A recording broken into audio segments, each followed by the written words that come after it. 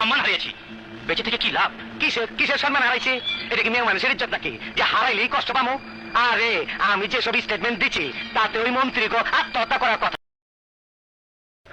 দেখো কাল পরশুর মধ্যে উনিও রিকোয়েস্ট করবো। আরে আমি হইলাম কালো মানিক, অ্যাসেম্বলি টাইগার, আমার চুল ধরে টানবো, এত বড় মর্দা এখনো জন্ম হয় না। মধু ভালো নাম, চেটে খান দিব। বাবির নাম মধু, মাইয়ার নাম সেতু, কত জিগেলাম কয় না। ওইখানে গেছিল হামিদ মিয়ারে মালা দিতে, যখন শুনছি আমি মন্ত্রী হয়েছি তখন এইখানে আইছো আমারে লায়ন আর টাইগার বলে মালা দিতে। এই সেকেন্ডের মালা দিতে আইছো আমার গলায়? আমি কি পাগল? শোন, রাজনীতিতে যে আঘাত খায় সে গায়ে মলমটা বইসা থাকে না। অপোজিশন গো খোঁচায় খোঁচায় হ্যাঁ গো চুলকানি উঠা। হালার পুথালা, তোর বোনের বিয়া করছি, তুই আমার শালা। কাগজ না লাগলে কাগজ চলে, সাদা কাগজ লোকে পরে। কোর্টে কবে উঠবো? খবর ল, খবর ল। এখন আমাদের অপোজিশন জুবাই হোসেন, তার কি করবেন?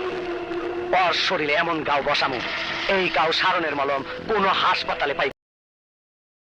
চুম্বনের ভাইয়ের মাইয়া খুঁজতে খুঁজতে সার রাত লাগবো, তাই সবগুলারে দইরা নিয়ে যাই। ওই জায়গায় খুঁজা বাই করুম কেঠা চুম্বনের বাতিজি।